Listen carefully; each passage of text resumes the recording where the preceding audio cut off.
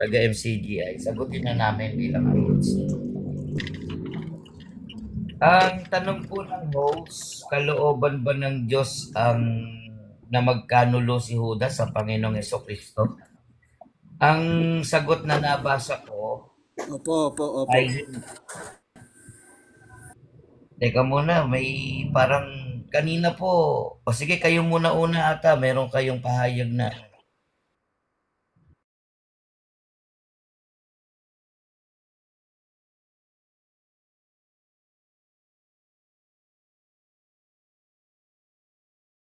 Ayan, thank you host. Hindi kalooban ng Diyos ang kasalanan na nagawa ni Judas. Ngunit ito ay napahintulutan ng Diyos upang matupad ang layunin ng kaligtasan. Ano ang batayan kung bakit hindi inutos ng Diyos ang kasalanan? Lalo na sa ginawa ni Judas. Santiago 1:13, ang Diyos ay hindi maaaring matukso ng masama at siya rin ay hindi tumutukso kanino man. Kaya ang pagtataksil ay isang uri ng kasalanan at ito ay malinaw na naginawa ni Judas. Hindi ito mangyayaring kalooban ng Diyos o ito ang inutos ng Diyos na para bang ang tao malaya ng gumawa ng kasalanan gaya ng ginawa ni Judas doon sa tanong ng host na kalooban ba ng Diyos. Ngunit ito ay may hula na magaganap. Awit 41:9. Maging ang aking kaibigang pinagkakatiwalaan ay nagtaas ng kanyang sakong laban sa akin. Sa Gawa 1:16 na kailangang matupad ang nasa kasulatan. Tandaan ninyo, ang hula ay kaalaman na mula sa ating Panginoong Diyos. Pero hindi pagdidikta ng Panginoong Diyos para iudyok kay Judas na gumawa ng masama. Ang Diyos ang nakakaalam ng mangyayari, ngunit hindi siya ang nagpahintulot gumawa ng masama gaya ng ginawa ni Judas. May kalooban si Judas na sa pananaw niya lang bilang tao. Gagaya ng magnanakaw. Si Judas ay isang magnanakaw. Kalooban pa rin ba ng Diyos yun? Si Judas ay nakipagkasundo doon sa mali. Gawain pa ba ng Diyos yun? Diba? May mga malayang kalooban na ginawa si Judas na hindi kalooban ng Diyos. Pero doon sa gagawin ni Judas na pagkakanulo si Kristo, may kapahintulutan ng Diyos yun para mangyari yun. Pero yung maliban doon na ginawang masama ni Judas, hindi yun ang nais ng Diyos at hindi yun ang kalooban niya na gawin ni Judas. Ayun ang sagot namin. Ewan ko yung sagot ng iba. So sana lang yung mga sasagot, yung stand ninyo. Huwag yung stand ng namin, tutulig sa inyo lang. Ano ba, stand ng MCGI? Ano ba stand ng MCGI? Gusto ko marinig yun eh. Baka halimbawa, si Judas ay kalooban ng Diyos yun. Kasi nga may puwet din si Judas, may puwet din si Kristo. Yung mga ganun ba? Bakit ganun? Lagi na lang puwet. Ano yan? Meron bang puwet doctrine ang MCGI?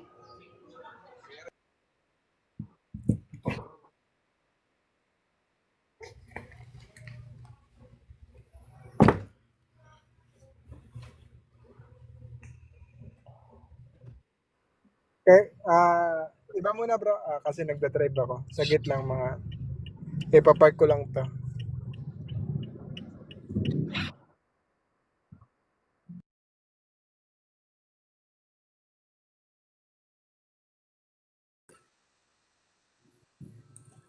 Oo. Ako'y naniniwala, no? Na kalooban ng Diyos yon, yung pagkakanulo ni Judas. Dahil unang-una, no, kung hindi yung kalooban ng Diyos, edi wala sana nangyari na kaligtasan. Dahil kasama yun lakip yun sa kaligtasan yung ginawa ni Judas. Dahil siya ang naging hudyat ng pagkahuli kay Panginoong Jesucristo. Malinaw naman, binasa na nga ni Robin kanina yung hula. Patungkol kay Judas. Ang hula, Sino ba ang nagbigay ng hula na yun? Hindi ba ang Diyos? Kalooban ng Diyos yun. Ibig sabihin, nakatakda na po yun, no, kay Judas, yung kapalaran na yun. Dahil ang Diyos, pwede naman niya yun, no, tanggalin yung kapalaran, yung masamang kapalaran ni Judas kung talagang nais ng Diyos na walang mangyaring masama o hindi makagawa ng masama si Judas. Oh, di ba? Tingnan mo.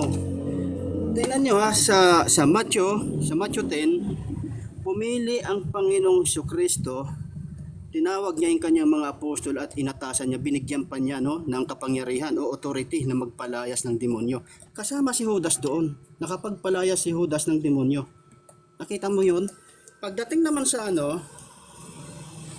pagdating sa Lucas, no, mababasa natin na maliwanag, no, doon sa Lucas, sinasabi na sa Lucas 22:3, no, at si Satanas ay pumasok kay Judas sa tinatawag na Iscariote na kabilang sa 12. Nakita nyo? Si Satanas pumasok kay Iscariote. Ibig sabihin, possess na po dyan ni Satanas si Judas. No, hindi niya na-control ang kanyang sarili. No? Ngayon, inutusan sila bilang stol magpagaling, magpalayas ng mga demonyo. Bakit hindi ginawa ng Diyos yun? Napalabasin si Judas. At bakit hindi ginawa yun ng Satanas na nandoon sa loob ni Judas? No? Samantala yung isang taong sinapian, pinalabas ni Kristo. Yung mga demonyo na nandoon, na sumapi sa tao na yon. Pagkatapos si Apostol Judas, hindi ba yun kaya gawin? Kayang gawin yun. Ang tanong, bakit hindi ginawa? Dahil po, yun po ay kalooban ng Diyos. Layunin ng Diyos na matupad yung hula para kay Judas at ng Panginoong Hesukristo. Para sa kaligtasan. Di ba? Napakaliwanag yan, mga kaibigan. Poses po si Judas sa pagkakataon na iyon. No? Wala siya sa kanyang sarili, hindi niya kontrolado ang kanyang sarili. Ayan, hanggang dyan lang ako. Maraming salamat. Okay. Paano naman kung, Saglit paano lang. naman, Oo, Saglit lang po. sasagutin ko na yung Sheriff. Sasagutin na kita, Robin. Mamaya ka na. Iba po Ano yung ba naman yan? kalooban. Pinaghandaan kita eh. Ang tanong ng host, kalooban ba ng Diyos? Pansinin niyo yung topic ha. Pansinin niyo yung paksa. Kalooban ba ng Diyos? Ang kalooban sa English ay will o kaya desire.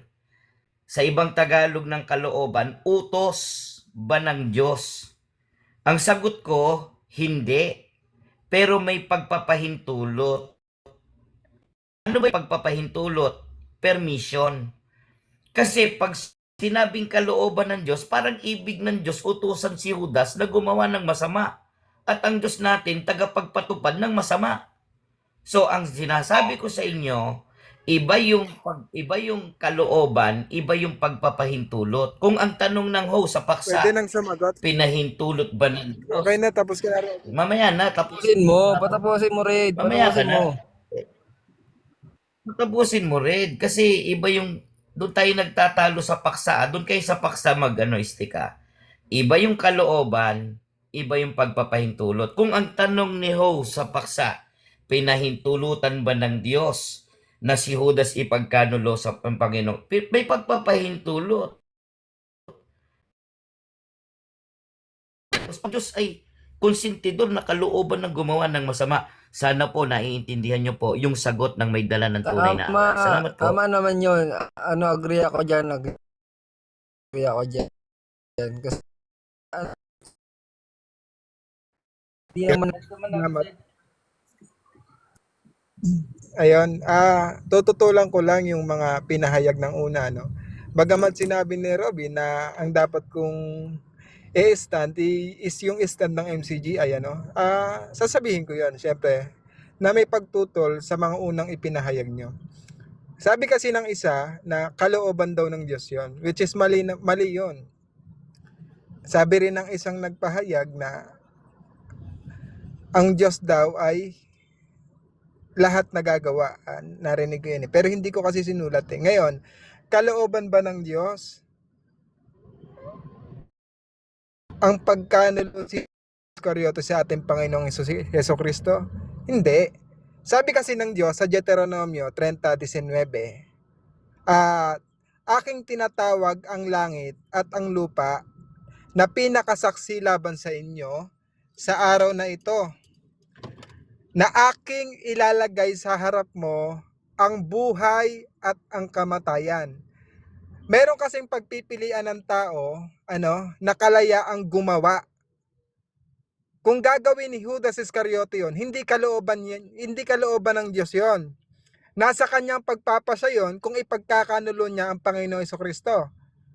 Sabi rito, na aking ilalagay sa harap mo ang buhay at ang kamatayan, ang pagpapala at ang sumpa, kaya't piliin mo ang buhay at ikaw ay mabuhay at ikaw ay yumaon ng binhi. Ngayon, ang ano dito kung kalooban pala ng Diyos yon, bakit hindi inawat ng Diyos nung hindi pa ipinapanganak si Judas para maligtas si Judas? Ayun yung tanong doon eh. Bakit hindi binago ng Diyos yung mangyayari kung alam pala na magtataksil si Judas Iscariote? Basahin natin. Sabi sa awit 41:9, oo, ang aking kasamaang kaibigan na aking tiniwalaan na kumain ng aking tinapay na nagtaas ng kanyang sakong laban sa akin. Ito kasi sinulat ng isang propeta na ang pangalan ay David. Dapat ito'y matupad at hindi dapat baguhin ito dahil ang Diyos kapag nagsasalita, dapat masunod yon. Sa pamamagitan ng Espiritu na nasa kanila, dapat hindi mabago yun eh. Basahin natin. Sa Deuteronomio 18:22, pagka ang isang propeta ay nagsasalita sa pangalan ng Panginoon, kung ang mga bagay na sinabi ay hindi sumunod ni mangyari. Dapat mangyari tong awit 41:9. Yun na nga yung nangyari kay Judas Iscariote. Ay hindi sinalita ng Panginoon ng mga bagay na yaon, ang propetang yaon ay nagsalita ng kahambugan. Dapat matupad to eh. Kaya hindi kalooban ng Diyos yung ginawa niya kay sa ating Panginoong Jesucristo. Kalayaan ni Judas yon para gawin ang gawin niya yung gusto niya. Kaya nga pinapili siya ng Diyos eh. Pinapili tayo kung ano ang dapat nating gawin. Mali yung pagpapahayag ng una na sinabi niya na kalooban doon ng Diyos yon, kapalpakan yon. Siguro sapat na yan dahil nagdadrive ako eh. Okay. Ibig sabihin, Si Waray Upay ibig yun. sabihin, Si Waray Upay nagsabi nun. Papuri naman. ibig sabihin, Naman, sasagot ako. ibig sabihin, predestined yun. Predestined kapag ganon. Ibig sabihin, si Red, meron din palang aral na nakaayon sa Biblia. Ngayon ko lang narinig. Sarcasm yan ah. May dalisay kasi ako. Sasagot ako, bro, Beresta. Si Merwin,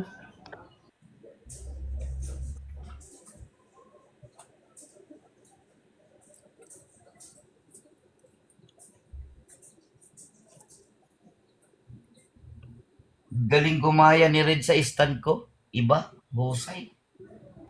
Ginaya yung mga hanay. May dalisay kasi ako, iba kasi ako magpahayag. Kung may dalisay, ginagabayan nyo na espiritu. Ayun, salamat, Magtatanong sige, ako. Si ano naman, si Papuri. Tatanong ako. Lapos ng share. Papuri. Magtatanong ako. Ano muna natin? Share muna si Papuri kung ano ang kanyang sagot dyan. Sa mabilisan lang. Si Papuri. Pero si Abar. So kung wala naman, sige Kuya Waray, pwede ka naman na magtanong. May tanong ako sa iyo, Red. Red, Patay mag-unmute ka, ka. ikaw tatanungin. Narinig ko, red daw. Si Robin po kasi yung yung sumasagot ng mga tanong dito.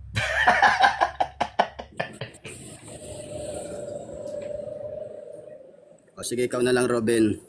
Ay, hindi. Sabi mo na si Red eh. Si Red Ayun muna. po kasi ang tumatanong, MCGI po kasi ako. Hindi. Ayun. Si Red ang gusto mong tanungin eh. Hindi ako sumasagot eh. Pambira mga ito. Sige, anong tanong mo? Pagka madali, si Robin. Pagka mahirap ako. Okay. Sige.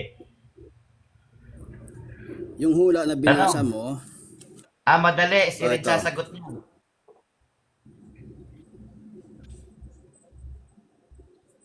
Sige, tanong. tanong, sino ang humula? Sino humula Madali. kay Judas? Si Red Ang Diyos o sasagot yung niya, si Red. kapwa-tao lang? Tatanungin muna kita. Madali ba yung tanong mo o mahirap? Sagutin mo na. Tanong ko muna, madali ba yan o mahirap? Ay, pambira. Siyempre, may dalawang sasagot si Robin tsaka ako. Pag mahirap sa akin, pag madali, kay Robin. Ay, madali. Ang dali sagutin. Madali lang to, basic lang to sa'yo. Paano ba yan, Basic Robin? lang to. Madali. Ikaw yung sasagot. Ayan. Si Robin yung sasagot kasi madali. Sige. Yung hula na binasa mo kanina, Hula. Ang hirap niyan. Hula. Ikaw na, Red. parang ayaw yata. Ayaw magsisagot.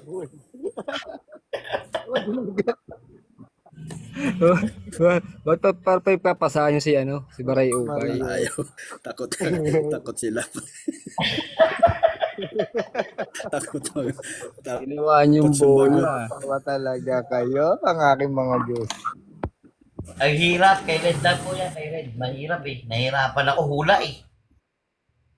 Genesis, baka masagot. Genesis na lang. Kaya sagutin ko na lang, rebat ko na Oo, lang yung wag niyong ni isama Red dyan. kanina. Yung kasama dyan.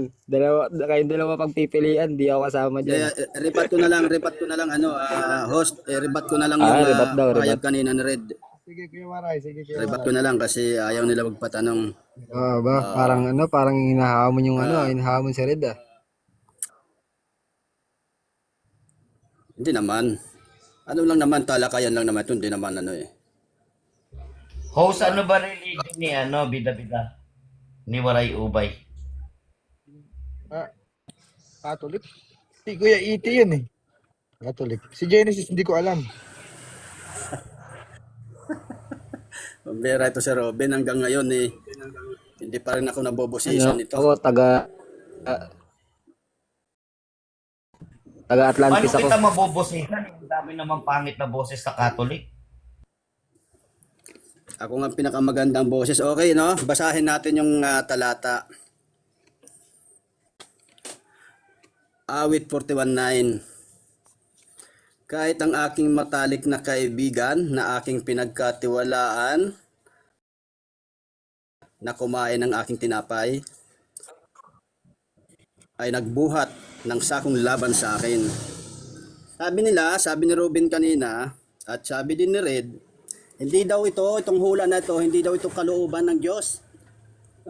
So kung hindi kalooban ito ng Diyos, dapat binawi ito ng Diyos para magbago ang kapalaran, ng pagkatao ni Judas. Bakit hindi ito binawi, itong hula na ito? Bakit hindi binawi? Kasi nga, kalooban ito ng Diyos para matupad itong hula niya. Hula ng Diyos ito eh. Diyos ang nagbigay nito ng hula at Diyos din ang nagbigay ng kapalaran ni Judas. Napakalinaw yan eh. Pagkatapos sasabihin, hindi ito kalooban. Hindi ito kalooban ng Diyos. Pambira, bakit humula pa ang Diyos nyo kung hindi rin naman pala ito kalooban? Hindi dapat hindi sana ito tinupad. Hindi sana ito natupad kung hindi ito kalooban ng Diyos. Kalinaw-linaw yan eh. Tapos kukontrahin nyo, sasabihin nyo, hindi kalooban. Tapos kanina, sinabi pa ni Robin, ang ibig sabihin daw ika ng kalooban ay will. So ano yung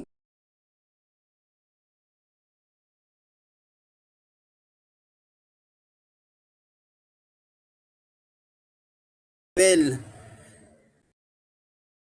Doon lang siya sa will, no? Hindi niya alam na ang yunin o pasya ng Diyos, no? Diyan sa kalooban na yan.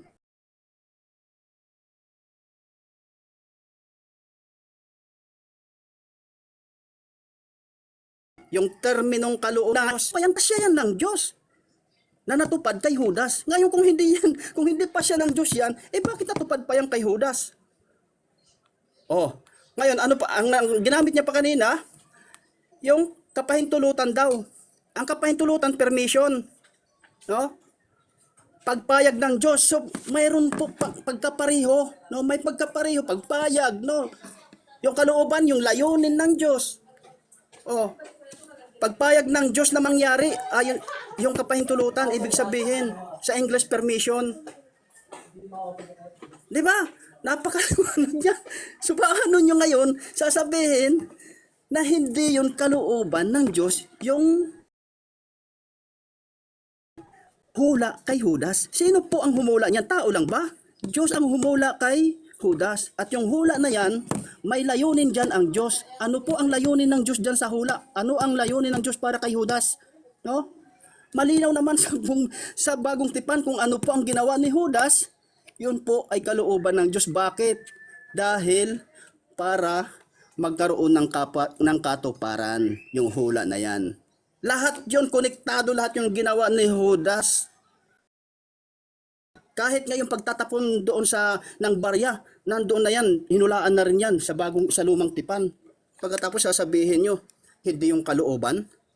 Patunayan nyo kung hindi kalooban. Napakalinaw naman sa Biblia.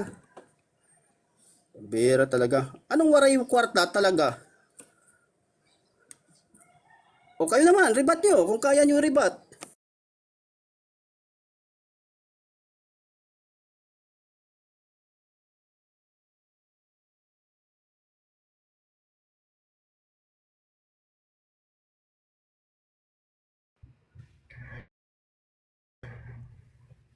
Ay, nako, hindi nakakaintindi. Ang paksa na inilagay ni host, kalooban ba ng Diyos na pagkakanulo? Okay? Ang sagot ko, hindi. Sapagkat ang dapat na gamiting termino, pinahintulot. Kasi pag sinabing kalooban, parang ang Diyos ay konsentidor na si Judas ay gumawa ng masama na ipagkanulo ang Mesyas. Pero iba yung pinagkaloob doon sa ipinahintulot, permission. Doon tayo nagkakaiba eh. Para bang ang Diyos konsentidor na gumawa ng masama na ipagkanulo ang Mesyas ng Judas? Di po ganun. Sa malalim na pagsusuri, dapat marunong tayong gumamit ng mga pangungusap na aangkop sa mga talata ng Biblia at batay doon sa ibinibigay ng paksa nung itinatanong sa paksa. Okay? So kung ang tanong nyo, pinahintulot ba ng Diyos na ipagkanulo ni Judas ang Kristo? Opo. Pero kapag ang tanong sa paksa, kalooban ba? Ay sagot ko hindi. Ipinahintulot ng Diyos. Magkaiba yon. So kahit anong basa mo pa ng mga talata dyan sa hula, doon pa lang sa terminong kalooban at pahintulot, nagkakaroon na tayo ng problema. May malaking pagkakaiba. Kaya nga sinasabi ko na sa inyo, hindi pwedeng maging konsentihin ng Diyos yung gumagawa ng masama. Pero ipinahintulot yon para matupad yung nais ng Diyos o kalooban ng Diyos na ang Panginoong Jesucristo ay maging tagapagligtas sa pamamagitan ng pagpapako sa krus. Hindi kalooban ng Diyos na gawa na ang kasalanan ginawa ni Judas. Ngunit pinahintulutan ito ng Diyos upang matupad yung kanyang layunin sa gawaing pagliligtas. Halos magkakadiwa naman tayo ng sagot eh. Ewan ko ba ba't nagkakaganyan ka pa? Yun lang sa termino lang ako. Di ba? Ayan, may natutunan na naman kayo between kalooban at kapahintulutan. O, di ba mas angkop yung pinahintulot kaysa kalooban? Kalooban bang gumawa ng masama? Ang Diyos ba nag-uutos na, o gawin mo yung masama? Meron bang ganun? Wala namang ganun na, gawin mo yung masama pagkanulo mo, promise promise. Walang ganun. Ayusin niyo yung paggamit ng termino para di nyo alam merong pagtutwist yung mga paksa, di ba?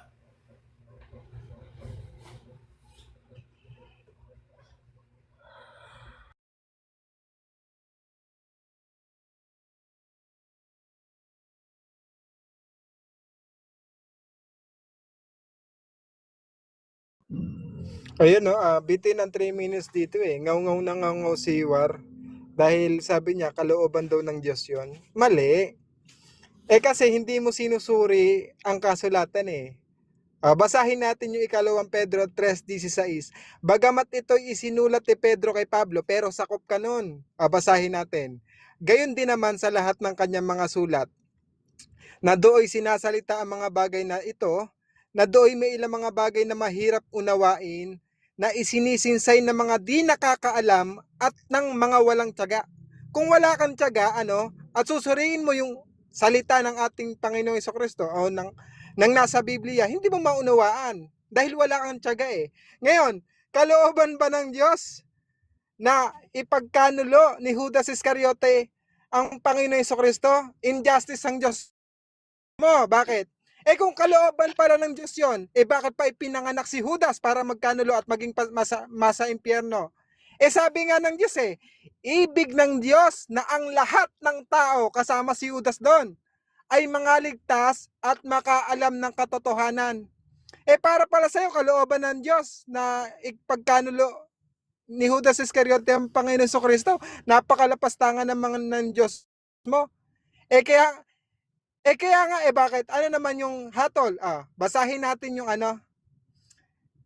basahin natin itong Isaiah 46:9 Gs. Makinig ka. Inyong alalahanin ang mga dating bagay ng una, sapagkat ako'y Diyos at walang iba liban sa akin. Ako'y Diyos at walang gaya ko. Na alin? Na nagpapahayag ng wakas mula sa pasimula at mula ng mga unang panahon na mga bagay na hindi pa nangyayari, na nagsasabi, alam pala ng Diyos yun Bagamat ikaw, alam ng Diyos na mabubuhay ka pero hindi niya papakailaman yung gagawin mo. Kung gusto mo magpakasama, bahala ka. Hindi niya papakailaman yon. Parang para pala sa iyo, nung ipinagkalulo ng ni Judas Iscariote, kalooban ba ng Diyos yun? Napakawalang hiya mo naman kung sarili mong anak ipagkakanulo ng iba. Tarantado yung Diyos neto. Napaka-illogical lang sagot mo. Kung ang sarili mong anak ipagkakanulo mo sa ibang tao, mag-isip-isip ka bago ka sumagot.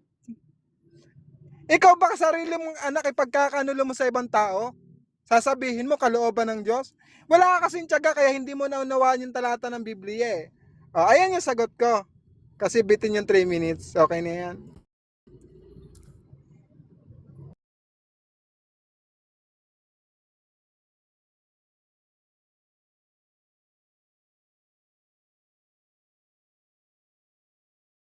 Mga to sa sagot nung dalawang nauna. Bago sila sumagot kanina, nauna na ako Nauna ako. Ang sagot dyan, nasa 1:24 ng Roma. Makinig ka maigi, Saint John. Kaya, hinayaan na sila ng Diyos. Hinayaan. Kalooban ba ng Diyos yun? Waray, kawaray. Kalooban ba ng Diyos na hayaan na lang sila?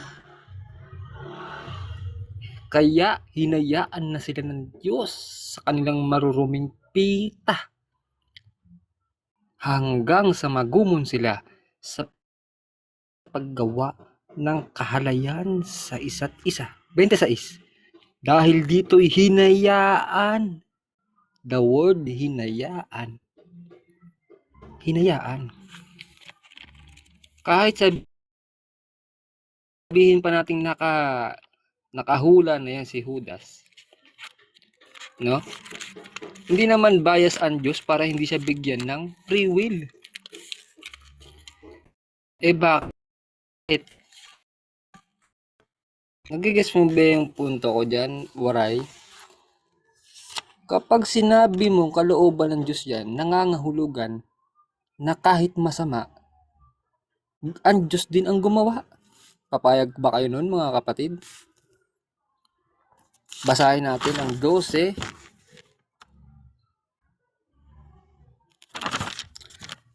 Basahin natin ang 11-12 ng Zacarias. Ito yung sagot ko kay Robin. Sabi kasi sa awit lang daw matatagpuan yun. Mali ka dyan. 11-12 ng Zacarias, sabi dito, sinabi ko sa kanila, kung ibig ninyong ibigay ang sahod ko, salamat. Kung ayaw ninyo, huwag. At binigyan nila ako ng 30 pirasong pilak bilang sahod. Nahula si Judas. Pero niloob ba yun ng Diyos? Kapangyarihan niya yun, makita yung nakaraan. Waray, nagkakamali ka ng intindi dyan. Iba yung nakikita niya, yung future, doon sa para bang kinukonsindi pa ng Diyos si Judas na gumawa ng masama. Mali yan. Maling perspective ng pangungusap yan. Mas okay pa yung pinahintulutan kaysa niloob ng Diyos. O pinabayaan na si Judas. Kasi kung kasama niya ang Diyos, hindi niya magagawa yun. Hindi niya magagawang magnakaw, hindi niya magagawang pagtaksilan si Kristo. Yun lang.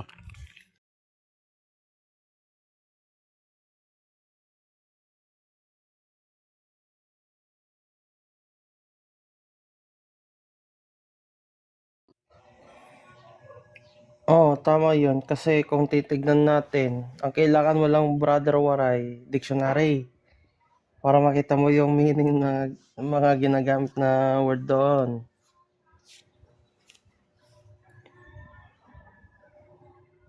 Yan ang masasabi ko.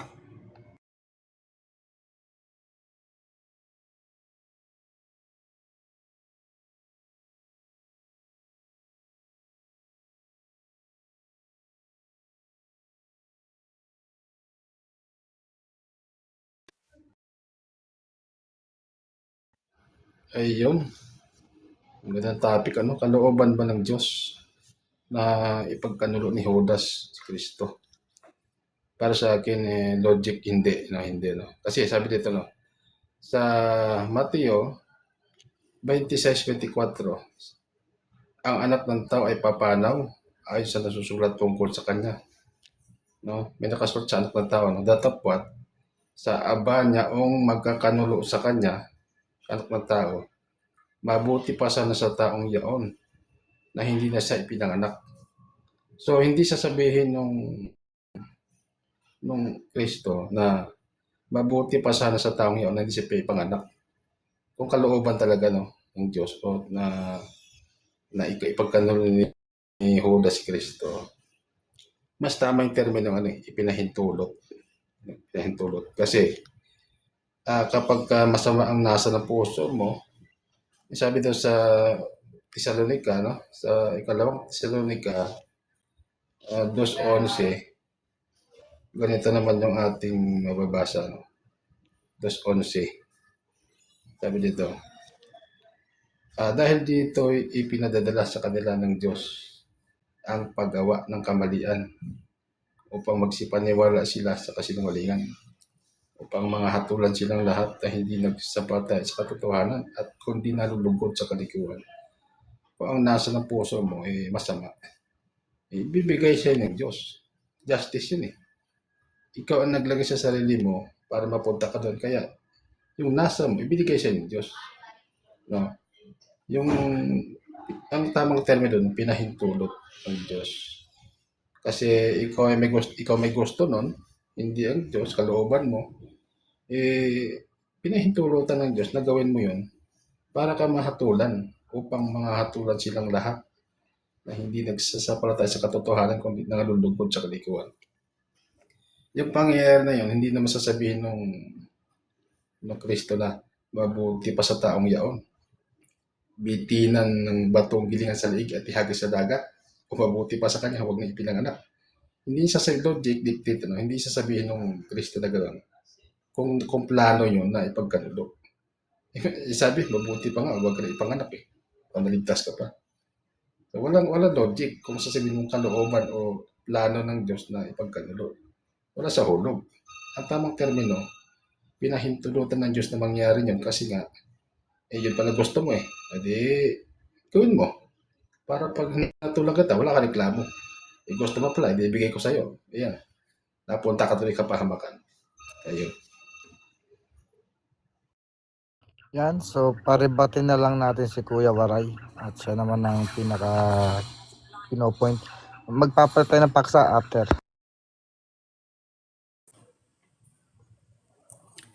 Ayun, maraming salamat, no. Nakita nyo mga kapatid, no. Ang sabi nila, unahin ko muna si Red. Sinabi ni Red, tarantado daw ang Diyos kung kung kalooban daw yun na pagpatay daw sa kanyang anak. No, ginamit pa niyang analogy yung anak ko. Yung anak mo ba, papayag ka ba, Waray? Sabi niya ganon, na ipapahamak mo ang iyong anak. Diyan ay makikita natin yung kulang po sa kaalaman sa Bible, no? Ang dapat daw gamitin ay kapahintulutan, sabi niya ganon. Pero wala po tayong mababasa sa Bible na kapahintulutan. Kaya nga kalooban, no? Dahil maliwanag po na pag sinabing kalooban, saklaw po dyan, ibig sabihin, sa English po nun ay will, no? Will, layunin, kasama yon, layunin ng Diyos yon. Ano bang layunin ng Diyos? No? I-sacrifice ang kanyang anak. Para saan? Ano po ang bunga ng sakripisyo ng anak? Para po sa kaligtasan ng sangkatauhan. Ang sabi ni Kristo, si Kristo, ayaw sana ni Kristo mangyari yun sa kanya. Sabi ni Kristo dito sa Mateo 26:39, tingnan natin kung sinabi niya na yung kapahintulutan mo Ama. Sabi niya dito, Amararo na ito. Gayon man, hindi ang ayon sa aking kalooban. Nakita niyo yan? Ano sabi? Hindi daw ikaayon sa aking kalooban. Sinabi ba ni Jesus na, wag Ama, wag sana sa sa aking kapahintulutan. Karugtong, sabi niya dito, kundi ang ayon sa iyong kalooban ang mangyari. Nakita mo yun? Tapos sabi ni Red kanina, ikaw ba, Waray? Gusto mo ba na ipagkanulo mo ang iyong anak? Diba? Kung yun ang layunin ng Diyos, bakit hindi? Si Abraham nga, di ba? Si Abraham sinubok sa anak niya. O anong ginawa ni Abraham? Sinunod. Diba? Dahil dyan masusukat yung pananampalataya ng isang tao sa Diyos. O, patapos sabihin nyo, pahintulutan. Saan mababasa sa Biblia yung kapahintulutan? Ito maliwanag. O ano pa sabi? Sabi ni Kristo. Sabi ni Kristo dito sa Mateo, ngunit siya'y humarap kay Pedro kasi si Pedro tutol na mamatay si Kristo Ano sagot ni Kristo? Ngunit siya'y humarap kay Pedro at sinabi, lumagay ka sa likuran ko, Satanas, ikaw ay katitisuran sa akin sapagkat hindi mo iniisip ang mga bagay ng Diyos kundi ang mga bagay ng tao. Yun ang inyong sinusunod, bagay ng mga tao, kaisipan ng tao, hindi kaisipan ng Diyos, hindi ang layunin ng Diyos ang gusto nyong mangyari.